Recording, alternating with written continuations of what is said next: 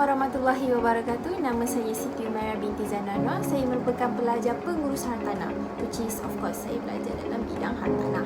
So disebabkan saya belajar dalam bidang hartanah, di sini saya ingin membincangkan tentang kesan COVID-19 terhadap harga hartanah di Malaysia. So mari kita mulakan. As we all know, the COVID-19 incident was a huge incident that happened all over the country, not only in Malaysia, which satu penularan penyakit yang kita tak pernah jangka yang akan menjadi besar-besaran lah macam ni. So this incident was not only give a huge impact towards the tourism, services and manufacturing industry, but also give an impact to the real estate industry.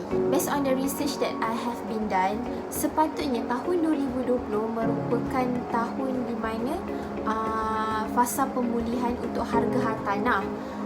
Because after 5 years, harga tanah mula menurun since 2015.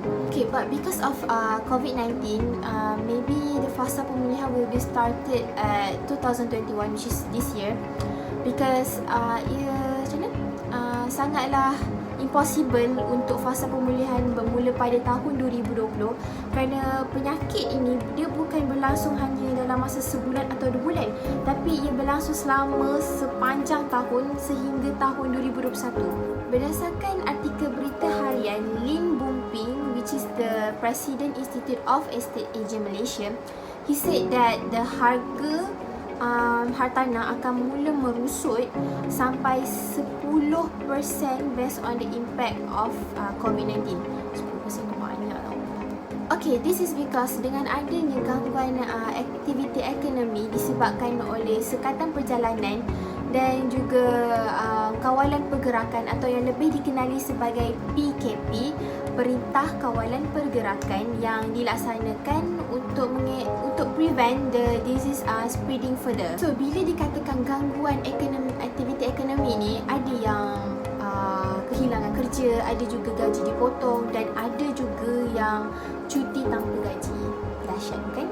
So when the Malaysia economy was affected, there are a lot of demand for the price of the property to be decreased since people cannot buy or own or even rent the property in this current situation, especially for people at the category income of M40 and P40, which is the lower income and the middle income. Berdasarkan research yang telah saya lakukan, 3 negeri ini adalah merupakan negeri yang tertinggi penurunan harga hartanah, which is yang menduduki tempat yang pertama adalah Johor, which is it is decreased at 2.97%, while KL is decreased at 1.35% and Selangor is decreased at 1.04%.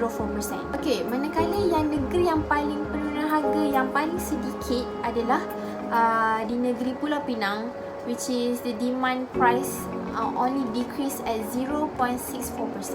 Berdasarkan pengurus negara Property Guru Malaysia, who is Sheldon Fernandez, beliau berkata bahawa pasaran hartanah dan ekonomi memerlukan masa untuk recover from the loss of income and also loss of job due to the COVID-19. Salah satu cara untuk mengatasi masalah ini mungkin dengan adanya penangguhan 6 bulan pembayaran balik pinjaman dapat membantu pasaran untuk bangkit semula nanti.